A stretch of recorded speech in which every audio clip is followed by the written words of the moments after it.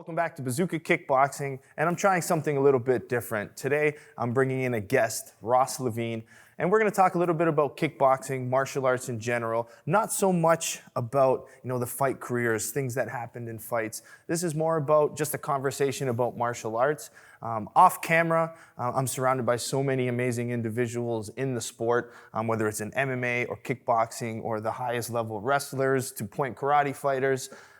So I want to kind of capture this stuff on tape to share with you guys because I think it's a lot of valuable information. So let's start with our first guest with this type of podcast / video, Ross Levine. I'll quickly give you a quick introduction because I know you kind of get shy sometimes when we talk about it. But Ross comes from a multiple-time world point karate champion, which is very impressive. I mean, he's fought guys like Raymond Daniels multiple times and just dominated for many years. But now he made a transition to Glory Kickboxing, which is now 2-0 in Glory Kickboxing. And this year, 2019, which last year, he was nominated for the Knockout of the Year. So very excited to have you, Ross. Yeah, thank you, man. I appreciate it. Yeah, let's go through that first, man. I think I want to talk about that. How did it feel being nominated for that Knockout of the Year? It was cool. I'd been nominated for stuff before in like lace-up promotions when I was coming up as like Fight of the Night and Knockout of the Night, and it's all good, but I think the karate background kind of keeps me humble with stuff like that. And it's like, all right, what's next? Like, I can't live in July 5th, 2019, forever. So, but it's an honor to be, recognized by a company like Glory, who have the best fighters in the world on their show. So to have an opportunity to be highlighted as like this was one of the craziest things we saw all year, it's cool. But I'm just ready for more in 2020. What was the transition? I mean, when I went from Taekwondo to kickboxing, it was because I was about 15 years old, 14, 15, got my second degree black belt. And it was more of like I needed more of that contact. I wanted more of that,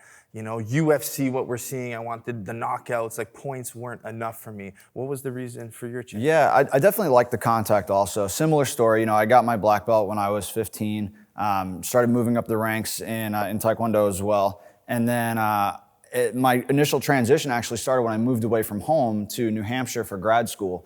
And I didn't have any of the point karate schools in the region that I could really go to and stay at a super high level like I was at when I was training in New York with my coach, Jody Tension there. So I went up there and he had a mutual friend that did mixed martial arts and kickboxing. So I went and started training there with Team Link. They had me come in, hit some pads, spar, and they were like, why don't you just take a fight? And I was like, all right, cool. I took a fight, loved it. The challenge of getting my body in a different kind of shape, because I never cut weight for point fighting. So you're basically a heavyweight in point karate, weren't you? Oh yeah, I was 200 plus almost my whole career. And you're a welterweight now? So. Yeah. So that's a change. I had never been a welterweight since like middle school. So it's cool to challenge myself in that way too, get my body in a different shape and the discipline, and it's just different. It's exciting and it makes me work harder. What have you found? I mean, when I transitioned, it was the kicking and the boxing, obviously. Taekwondo, we had more of like a snap kick. Muay Thai, we use more of a round style kick now. So I think that was the biggest difference, getting away from snap into the round. And then obviously improving my boxing as I went on. What's been the biggest challenge for you? Certainly the inside boxing, like we were talking about yesterday, just that the transition between ranges. I feel like I can control the range pretty well, especially from the outside, and know how to get in when I want to, get out when I need to. But it's that attacking and defending in that gray area in between that I need to build on. Because point karate is really about distance control, right? It's about hit and not get hit. Right. And I mean, so you also use, we talked about this, and I really wanted to talk about it today, so we're gonna get right into it, is stances. I mean, you came in and your traditional point karate stance was a side stance, kind of bouncing in or out. But when you fight kickboxing, it's a little bit more square or a little bit more forward. Give me your breakdown on the different stances in martial arts that you've come through. Well, for obviously my point karate is completely side stance. So your and power, the benefit of the side stance, we all know, is narrowing center line. And for you guys, it's what, the lead leg. Yeah, my lead leg. That's my longest weapon. So instead of it being like a teep or a front kick, it's my lead leg side kick. And then having the dexterity to pick my leg up and closing the gap, not just with footwork, but I can lift my leg and kind of machine gun kick across the room or get different reactions with my foot. So that's my power leg in front. So I fought, technically, if you want to call it a southpaw, I fought as a southpaw. With your point karate. Yeah, as a point karate fighter. And a lot of people don't understand that. Yeah. Yeah. Yeah, so they teach you kind of, or I should say most places will teach you put your best leg in front because that's your best weapon, your strongest weapon. In NASCA, the North American Sport Karate Association, it's 2 points for all kicking techniques, where in WACO overseas, their semi-contact division kicks are 1 point unless you kick to the head. So for the benefit of having my lead leg in front, I can side kick. Yeah, it's stronger, it stops people, it's got that power behind it, and I can manipulate what people do based on kicking their hip or their shoulder or whatever. But now that was the advantages of the side stance. But now the disadvantages. Sure. I mean, a lot of times I would say one, when it comes to kickboxing, is the side stance opens up the low kick. Right? So I mean, but usually if you're an orthodox fighter, you're fighting southpaw. So if you're fighting an orthodox fighter, the knee's pointing towards the inside low kick, so it's not so bad. Not I think as the bad. biggest challenge though, if you're a side stance fighter, is if someone else is southpaw versus southpaw, for example, because now the outside leg is a lot more open. So I think that's a big challenge for a lot of the karate fighters who are going to kickbox. Yeah, big time. And I think also being in a ring versus being in an open mat. Like in an open mat like we have behind us here, I have this whole freedom, and then when I go out of bounds, like, all right, stop, break, get back to the center. And then continue. So I can use my movement, and if I get in trouble with my movement, I'm out of bounds, all right, pull me back to the middle, whatever. I mean, because I fought Raymond Daniels, and again, you fought him in point karate, but he did not like those corners.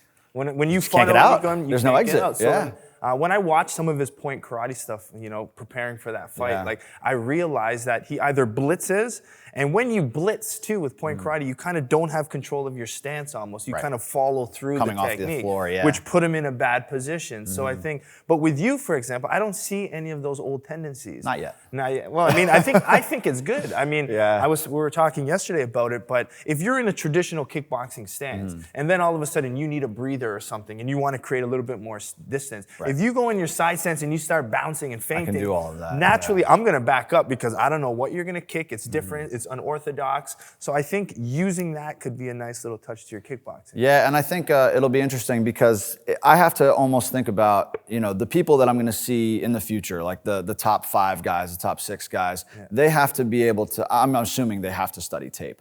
So when I first came into Glory, the only video on me was all point karate. So I think a lot of people expected me to be in that side stance, bounce around, move a little bit, maybe fight more like Raymond or Michael Page. And when I didn't, I think it shook them up a little bit. So now when I get up to that point when they're like, all right, he's just a kickboxer, and then I start adding that stuff back in, it'll buy me some time, it'll win me some rounds, and then it gives me another tier of an advantage. Because every kickboxer has fought a million people that are kickboxers, whether they have different styles or whatnot, but they've never fought someone with the ability that I have. So when that gets mixed back in, I think it's going to add a nice dimension. No, I agree.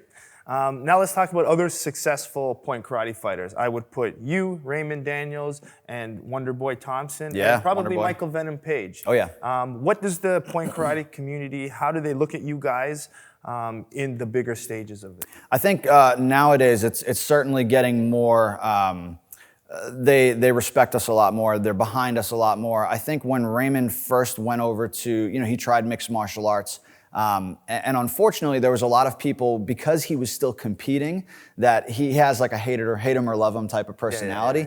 But you can't deny his skill in the ring. So when he was still competing in point karate and then transitioned to MMA, I think a lot of people were like, I kind of hope he loses.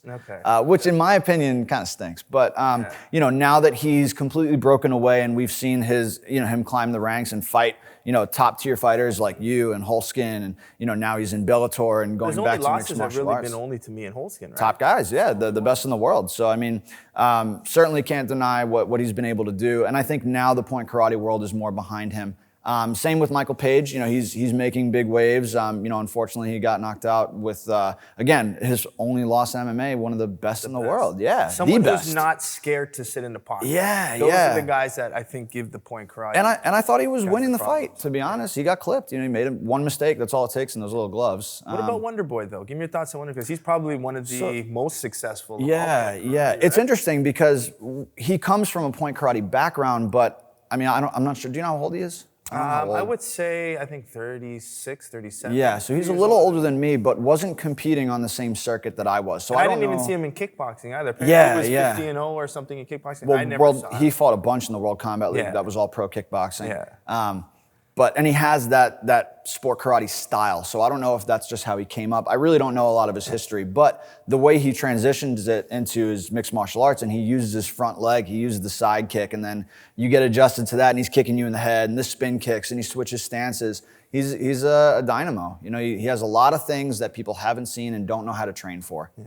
Another guy I met as another, you might know him, Tom Roberts. Oh yeah, Tom's a good friend. So I worked with Tom. We were in Las Vegas together. We're at the Yeah. Performance Institute, and he again phenomenal. Like I mean, we were just messing around, and he was showing me some sidekicks outside. I was Crazy, like, man. "This is ridiculous." And It's he's a big totally guy. huge. Yeah. He gets his leg out, literally the sidekicks, and he's just keeping it and showing me. But the one thing that he really, because sidekick in Taekwondo, we come from a high chambered knee, and then we extend, and then come back to chamber, and we come down. His is opposite. His opposite. He kind of puts his knee down Yeah. and kicks upward. And I was like, where do you get the power? He's like, think about it, man. If your hands are here, it's kind of splitting the guard. As you're moving forward, that kick's almost coming up to the chin. And that kind of surprised me. Do you throw your side kicks like that? It depends. Offensively, no, but defensively, yes. Yeah. So when if Like this almost was, with an exit jump kick, you got it. yeah, but I try not to jump. My coaches and I had to constantly prepare for Raymond, and towards the end of my career, a little bit of Michael Page too, when he was still dabbling in. You fought karate. Michael Page? Once, yeah. I fought him once in Ireland, and he beat me. I was young. I think if I was in my prime and he was in his prime, it would have been an interesting fight. Yeah. But yeah, I was a little too young. He bullied me a little bit. Okay. But shout out to Mike. But yeah, because I always had to deal with that speed coming forward, my coach, Jody, is super fast, great timing, and bigger than those guys. So if I step back when he's coming full speed ahead, I'm letting him build that momentum. It's like that snowball effect. Okay. So my only shot is to work my distance control, work my timing, and be able to read when they're coming forward. Kind of wait for his blitz almost. And meet him in the middle before he gets started. So, would you kind of time it off of a punch? Because a lot of, with the point karate, you wait and then you kind of bounce off that rear hand. Yeah. Would you kind of time the kick off the punch almost? Or? You can, that like by the time you see the punch coming, you're probably already hit. So we're reading like footwork, fast, hips. eh? It really is. Yeah, it really is. So we're reading the front step, the fakes, and just patterns, trying to develop those patterns within 90 seconds, which is crazy. But that's what makes those top guys be able to transition. It's the understanding. It's not so much the skill developed in point karate, but it's understanding distance control, timing, fakes, in and out movement, not getting hit, being like just out of range and then coming back in. So I think that's where you're gonna see the transition be beneficial for point fighters. Yeah, no, I'm actually now kind of doing a circle back. Like I'm bringing my Taekwondo back into the system because I think a lot of those strikes are not seen anymore. They're not used. So they say, what is old is new again. Like I don't see the sidekick in kickboxing much. I don't see anyone really use it. Why do you think it's not used? And could you be someone that could use it effectively? I plan on using it. I've definitely been training a lot more of it. Again, I think I'm just waiting for the right time. I don't want to let all the stuff out there now and then people prepare for it. So yeah, definitely the right opponent. But it's very beneficial, especially when you're fighting guys that have this square stance. I mean, you're giving me a huge target. With most kickboxers won't protect their body from long range. They'll say, all right, I'll take a shot to step forward and sit in the pocket. So I don't know a lot of people that are going to stand and take that many side kicks. But a side kick should be damaging, in my opinion. We're both from traditional martial arts. But I think the biggest thing is when it comes to, whether you talked about defensive and offensive side kicks, but the same thing for the front kick. I think the language always confuses people with someone saying a teep and a front kick. My definition is a teep is more of that defensive style where you're keeping range, you're poking away, but a front kick has snap. It's got like, it will hurt you. Where it's more like the front kick stay away, the teep stay away. Front kick is more boom, kind of hit and goes down. I guess the same applies to the side kick, but a lot of the language is confused amongst the, the community of people who don't really know. Definitely, yeah. So I think it's confusing. But I mean, I think the more people do stuff like this, and you have opportunities, like you said, to talk to some of the best, competitors worldwide with different styles. That you get to bring this exposure, and we unify some of these languages and clarify some things. And now people are like, oh, okay, that makes sense. Get them thinking again. Yeah, for sure. So the other point I want to talk about was you came from a traditional martial arts. I came from traditional martial arts, but things have changed in the last, almost 20, 25 years we've probably been doing martial arts. I came and grew up from a very structured, disciplined, routine, militant, like standing in lines. We all had to stand in perfect lines. We had to stand at attention when our instructor was speaking. My uniform was not allowed to be wrinkled. If I got kicked out, I had to clean the trophies in the gym. I'd either do push-ups all day. I got punished for having wrinkles in my uniform. Or if he was talking and my hands weren't attention, I went to scratch my face, I got in trouble. If someone was a higher rank or someone older, hello, Mr. and Mrs. So-and-so, the art of bowing. I mean, jiu-jitsu still has the bow. Kickboxing, it's not there. MMA, it's not there anymore. So my main question is, as a traditional martial artist, how do you think martial arts are going? Is it a good thing? Should we be going back more to the old school? I think part of it is you're seeing a lot of guys. Well, the rise of mixed martial arts has changed everything about martial arts. But it still says mixed martial arts in the world, it does. But you're seeing, if you would look at like all of the, let's take the UFC for example, the top or the champions in each weight class, most of them, how many of them actually have traditional martial arts backgrounds or wrestling, right? So you don't bow in wrestling. They should though. Maybe they should. Slap and prop. Maybe they should. I don't know. But I think that's where the transition is. Now it's becoming something that you're seeing these guys do. They're not starting this, well, maybe a lot of them are doing it as kids, but it's a collegiate sport too. You don't see collegiate taekwondo or sponsorships or scholarships for martial arts. Maybe that's where it needs to come back. But I think a lot of, there's a stigma behind martial arts, and it's like, I don't want to put my kid in martial arts because I don't want them to be violent, which we know is the complete opposite. But but it's there. That stigma is always going to be there. Where wrestling, I mean, is probably just as much violent, if not more. Worse, if not more. Than your old school traditional martial arts. For sure, it's worse. The grinding on your neck, the suplexes, the double legs. I think it's a lot. But I think it's more socially acceptable. So now we're seeing and that kind of stuff. Right. So now I think that's where you're seeing the transition, where we're not seeing the bowing. I mean, I come into here and I bow. You still bow. Every time you see me, every time I see you, that's what I'm saying. It's a lot of people don't have it. I mean, and it's rare. And Muay Thai has it though. Like, I mean, you see the community, they all bow, Sparty Cup crew and Arjan, and they always address their teachers and masters as, the head, which I still think it's good. But I still think it's overused sometimes. I think, a lot of people just call themselves these masters, which is also another problem, which is an issue in martial arts as well. But I miss that side of things. Because, a lot of my new students who come in, I'm talking and they're socializing. Crazy. And it drives me nuts, to be honest with you. Yeah. And I think there needs to be a little bit of that old school back. Definitely. I still think there needs to be there's old school. How much respect is too much respect? Yeah. I think you can never go too far with being respectful or listening to your coaches or anything like that, or addressing someone the way they should be, especially when they've earned that. Like you said, there's a lot of people who, they're 600 pounds, they can't kick above their waist, and they demand to be called grandmaster or whatever, and that stuff's crazy, But with people who are active, like yourself, you're active, you're still training with your students, you're teaching, you're out there doing stuff like this. You're learning, you're coaching. I think that's the most important thing, right? Absolutely. Like post-career for me, it was like,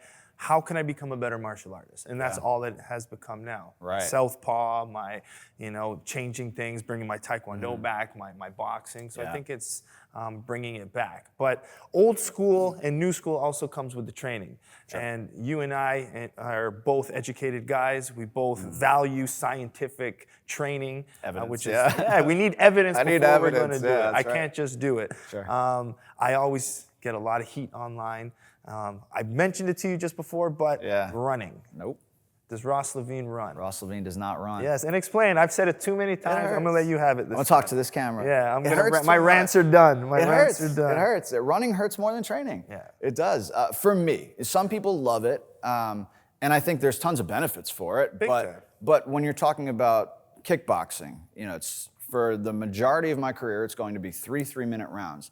There's nothing that running a 5K or a 10K is going to do help me in that period, unless I'm doing it to get weight off, unless I'm doing it for cardio or Mental purposes. Yeah, absolutely. Some people have Meditation been almost. If some people have been running their whole lives, I'm not going to tell any of my students to stop running. Like, go run. But if your knees are hurting and you can't come to class and practice the skills that you're going to need in the ring, or you're too tired minutes, from your run to perform maximally Crazy. for a 6-minute, 9-minute fight, depending if you're amateur or pro, right? But there's a lot of other things that I can do in the meantime that are less harmful on my body. I've gotten into swimming, which is awesome. Low impact, great cardio. It teaches you, breath control, which all of those things I can apply in my fight. Learning how to control my breathing under when I feel like I'm going to drown in the deep end. Because I just started swimming 2 weeks ago. Hard, it's terrible. And full of muscle, you're kind of pushing through the techniques. I just want to go fast, and I'm this like old guys just cruising back and forth. Yeah, these old ladies are just gracefully just going across.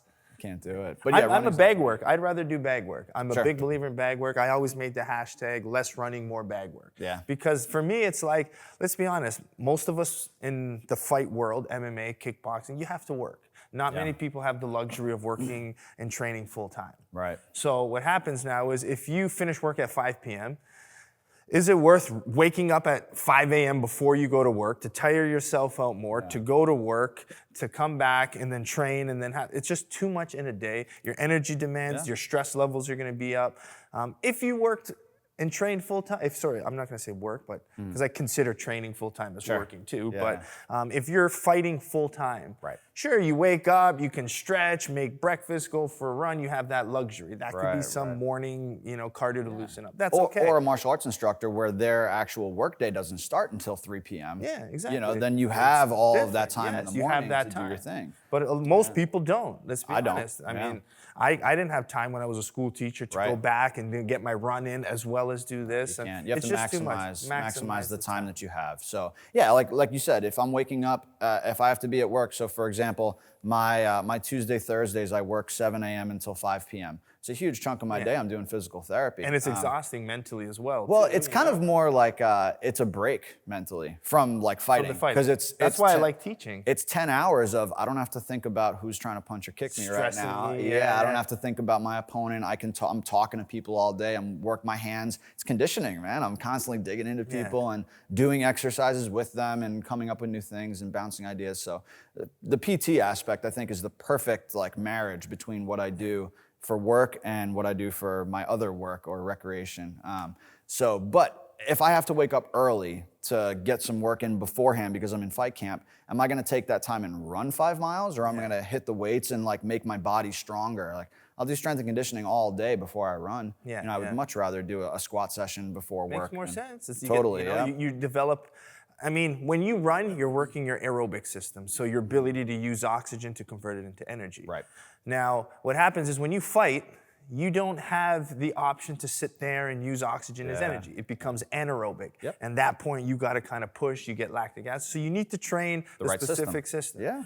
When I was in school, research may have changed, it's been a while, but they say the anaerobic system, when you do it and train it, it helps with the removal of lactic acid, which helps you recover faster which makes sense. But most of us fighters, we're training an hour, hour and a half in each training session. You're getting so much aerobic benefits as well. When you're doing pads, you're doing that, maybe the drilling, you're doing, with my guys like to do long distance spars where we can spar for like 30 minutes straight. You're getting that aerobic benefit as well. All of the systems are working. So I feel it's better to make sure. And it also depends when the fight is. If my fight is, how close is it? I mean, if the fight is, 3-4 months away, you don't really have to do those hard, exhausting rounds. You want to do more of the longer rounds, maybe to get used to certain techniques, things you've been working on, special drills. But closer, that's when you have to shorten the length of your workouts and really focus on that power. Well, and also you have to put it into perspective of, what am I trying to gain from my workout? And then how is this going to translate directly into what I have to do in the ring? I don't want to be doing, hour and a half workouts, a week before my fight. There's no need for it. I'm already depleted because I'm pulling everything out of my body nutritionally. And then on top of that, now I have to worry about, I got this hour-long pad session I got to do. Like, how am I supposed to maintain that power and then build good habits that I'm going to display, the week after? So, which also, I had a question for you. So when you were fighting, did you have someone that structured that plan for you, or did you say, all right, this is what I'm doing, X, Y, and Z, and you broke it down for yourself? So I was kind of torn in my career where I had a coach who, old school mentality. He wanted me to run, push-ups, sit-ups, pull-ups. That was strength and conditioning. Was that your Taekwondo coach? No, that was my kickboxing coach. Okay. So I did second degree. When I was 19, I started kickboxing. Okay. And where we're sitting now is the first gym I ever walked into. Awesome. So now it's a big circle, That's really which cool. is a big accomplishment for me. But yeah, I was torn in two different directions. My kickboxing coach, Paul Minhas, was old school. Yeah. It was all about running, push-ups, sit-ups, air squats. Where first year university, I took health and physical education. We took, the first course was introduction on energy systems. So I started scratching my head, like, exercise physiology, right? So I'm like, so you're telling me running 10K doesn't make sense, and using, strength and conditioning and power, and so everything started to click. And my best friend and my current business manager, Costa, Oh, cool. he was strength and conditioning coach for the Toronto Maple Leafs and a lot of big names and a lot of Major League Baseball players. So then, right from my amateur career, he knew about periodization in the weight room. He understood strength and conditioning. He understood the main thing, which I think a lot of people neglect, recovery. He understood recovery. I'm just learning that now. Yeah, and you need recovery. And shout out to one of my sponsors, Power Dot. There you go. Who I use them actually a lot. It's the stim muscle. Yeah. It's all through They're sponsoring Glory, right? Yeah. You need to get me one of those, man. Did they? No, I need to get one. Oh, there you go. I need to check Power it Dot. out. Let's Power get Dot. Ross one. I'll make sure I'll hit up my boy Chase. That'd be great. Yeah. Because I actually use use it a lot.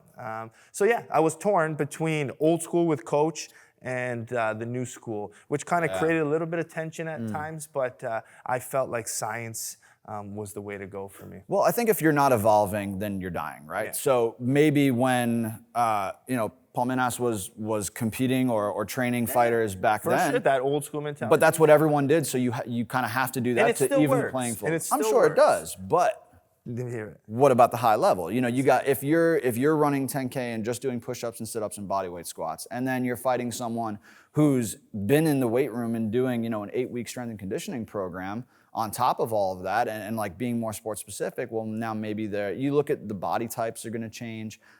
Even in like the welterweight division, you see all different types of body frames, and I have to optimize what my body does best. So I can't afford to do a 10K run because my body will be shot for a week. I just can't do it. I need to maximize what my body can do and give my output the best fuel it can possibly do. And for me, that's strength and conditioning. But I think you said it, and I think we should clarify. It's like what works for me, I think is the key point. Yeah. And whether it's old school training, whether it's strength and conditioning in the new school, or whether it's running versus no running. Right. I think the key is you believe in it.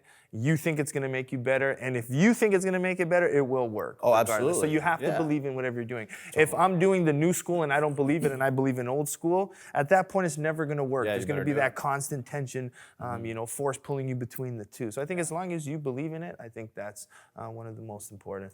Totally, and I think that's why I think having an education certainly helped me out, because I can look at it, I can open a book and say, all right, that makes a whole lot of sense. And now I've gathered the right team around me I have my nutritionist and my strength and conditioning coaches and my kickboxing coaches, and I'm always reaching out to different people and trying to get all the information, just be a sponge. And I think it's, unfortunately, we were talking about it yesterday, like I'm learning on the job. Yeah. I only had, our careers are actually kind of similar because we both have full-time jobs. You had 11 amateur fights. Yeah, that's it. So did I. I only had 2 fights before I got into Glory. You had 11 amateur too? I had 11 amateur fights, yeah. So very similar. And that's why I think I've modeled a lot of what I'm doing off of what you do, because I'm like, well, this guy got it, and he reached the pinnacle. That's one of the reasons why I'm here. So, I got to find ways to do that. But I also agree with what the things that you do and that you've done, and those also seem to work for me. So, when I can put all that into effect, then why not? I give the biggest example now is Cedric Doumbé, current welterweight champ, our division. Yep. What I've learned from him recently was I was that believer in being a good martial artist, which I got when I was really young. I was blessed to be a smart martial artist. But I think what made the difference for me to go in against the Kareem Gaji, the Nikki Holtzkins, the biggest names with the experience was my athletic ability. Yeah. I think me training to be an athlete, I think it's one to be a martial artist, I think is great, but you got to combine being an athlete with a martial artist. You got to be able to be strong, you got to be explosive, you got to be able to put as much power and force out, recover fast, and be able to spike again. Yeah. But some of the best athletes, will be the better fighter. I mean, martial arts plays an important role, yes. But at the highest level, I think when the better athlete may end up winning. So Cedric Doumbé now, like when he was on his Joe Rogan podcast, he said he barely has a coach now anymore. But he's focusing on deadlifting, becoming an athlete, agility, power, force, explosiveness. And look at how it translates. And it's translating to knockouts. It's translating to a better conditioning, more confidence, more power. So I mean, he is that mentality, the philosophy is working. That's the perfect example to show you. So now, what's more valuable, experience or athleticism? Yeah. But when he puts them together, you get a nasty combo, absolutely. right? But now, what do you do for someone who is, maybe they've only got 20 fights? What do you do when do I need more fights before I try and get into a league like Glory where these guys all have, 60 plus, 70 plus fights? Or do I just say, you know what, I'm never going to reach that experience in the time I need? Do I just make myself as powerful, as fast, as good at that energy system as I can possibly be? And is that going to be what, builds a champion? So it's cool. It's a nice trade-off. Yeah. I mean, if someone is still new to the sport, say they came in and they're like wanting to fight and they haven't had the traditional martial arts, big focus should be on that component of learning the skill development, very important. But if you've been training for so many years, like a Doumbé, like us now, I think those fine little adjustments could make a big difference. And that's what's going to allow you to not have that experience and still go in against those big names. Sure. Yeah, it's cool, man. I'm looking forward to the future and like everything that comes in the next wave. I think 2020 is gonna be a cool year for me, just not only as a martial artist and a competitor with Glory, but just as an athlete. Like we were just talking about all these things and finding new research and developing different methods to maximize what I can do and build myself into what's coming next. Last question before we go, because we got to get some training. Yeah, definitely. We got to get working. We got to get improvement. But big topic. I mean, for me personally, and it's become a topic, making a lot of attention, and that's hard sparring and concussions. What are some of the things you do to prevent it? Because I know there's that. We need hard sparring, but we don't need hard sparring. Where do you fall on that line? So I think, like you said, there has to be a balance. There's got to be a fine degree of it. I have a personal attachment to it because I'm a physical therapist. So I see kids that come in from concussion all the time, not always from a martial arts, not from, but car accidents, schools, or other sports, or just I had a woman that got hit in the face with a baseball at an amateur game, and she had a concussion, and it was awful, So I have some compassion for that too, and some sympathy. So I understand what these people are going through, and I'm helping them recover. So I know there's no way in hell I want to put myself in that position just by training. So gear is a big thing. I always wear a helmet when I spar now. You believe in headgear? I do, yeah. I don't like it personally. I think it makes it worse. Makes the concussion worse? Because I don't think it really helps the concussion too much. Yeah. More than, if anything, now where I'm used to blocking a straight punch, close, now all of a sudden there's an inch on each ear. Now straight punches are landing. I mean, so for me personally, I don't love it. I think the headgear, they say, is more for the cuts. Which I also agree with. Now, what do you think if, maybe it doesn't simulate exactly how you're going to move in the ring because now there's that couple inch gap. Or it makes me want to punch your head harder because there's cushion. That's the other too, thing. Right? But, and that's where you have to develop, a good community of sparring partners where they're not going to crush you. I think that's a big piece too. Huge. But if I'm sparring, I think the helmet makes it harder for me, like you were just saying. Now the punches are getting through, so I have to be a little bit more clever about how I move my head. Now when I take it off, now I'm all of a sudden I'm slipping things that instead of it being, a millimeter away, now I have a little bit more space. So I think there's a give and take to it, but it certainly decreases the amount that I'm getting cut, which is huge. I've clearly got plenty already from sport karate, but I think helmet's good, having the right training partners and understanding where you are in camp. I think if you never do any hard sparring and then the first time you're woken Feels up to that in different, the you know? ring. Yeah. And you don't have time in kickboxing. It's 3-minute rounds. If I take that first round and I take a beating because I just wasn't ready, and then I'm like, all right, I wake up now. Now I only have 2 rounds to get the job done.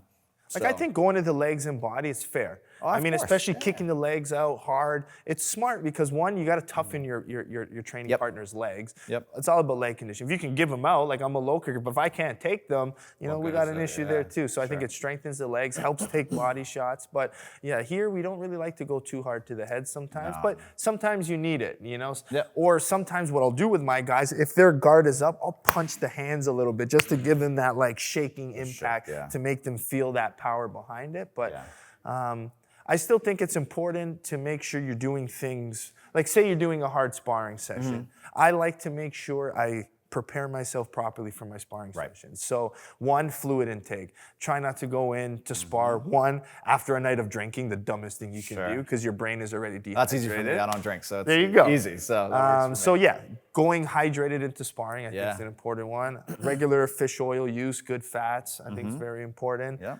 I'm a believer in CBD. I like to take CBD before and after my sparring sessions. Right there with you, yeah. And just making sure after your sparring sessions, I think we need to do a little bit better job at recognizing, maybe you don't have a concussion, but you did take shots in that sparring. So after Saturday sparring, I like to go home, take my CBD, drink my water, take a little nap, make sure that night there's no alcohol at all. I mean, I don't drink much, but even that one glass of wine I might have for dinner, I will not have it. You know what I mean? Just to make sure everything is good. So I think we have to do more of that for longevity. Because I mean, it's part of the sport. We're gonna get hit, but let's see how we can ride it. So I remember once there was on Twitter, I kind of made a comment to Paulie Malignaggi about sparring. He's like, "Oh, you beep about no hard sparring." So I'm like, let's be real, man. So many guys are losing their heads in boxing, their ability to speak. There's been 3-4 deaths this year. Which I think we a lot, as a community need to be federations- better at doing this because we love the sport. We love doing it. We're going to continue to do it. So I think it's best we just kind of help educate each other. I agree. Offer tips and, you know, back and forth to see how we can I improve think just to touch on some of those things that you're doing, I think the CBD is awesome. I got into that as well because I started hearing a lot of people in the fight community talk about it. So I ended up getting a sponsor too. Shout out to Vera Herbals. They hooked me up. I got it with me up here. So That's it. I'm It's always legal here taking too it. now. Oh, is it really? Yeah, cannabis is legal here too. I think it's legal in some states in the U.S. I don't follow all that, so I don't really know. But I know I can get it. They hook me up. It makes me feel great, and it keeps me healthy and recovered. I sleep like a baby, which is really important for my recovery. But yeah, I think it's really careful selection. You know, you have to find the people that are going to benefit you in the fight game, and also that are looking to take care of you. You know, the most important person in the sparring is your partner. You know, you have to be able to take care of your partner, and if you're smashing all your partners to bits or knocking them out in training, well, you're not gonna have any partners, and then I don't have a camp. So yeah, it all builds up together. All right, Ross, man, nice talking to you, nice hanging out. Let's go punch each train other a in the little head bit. now. Yeah, let's go punch each other in the head. We'll trade And low CBD kicks. after. There Yeah, you go. I'm ready. Thank you.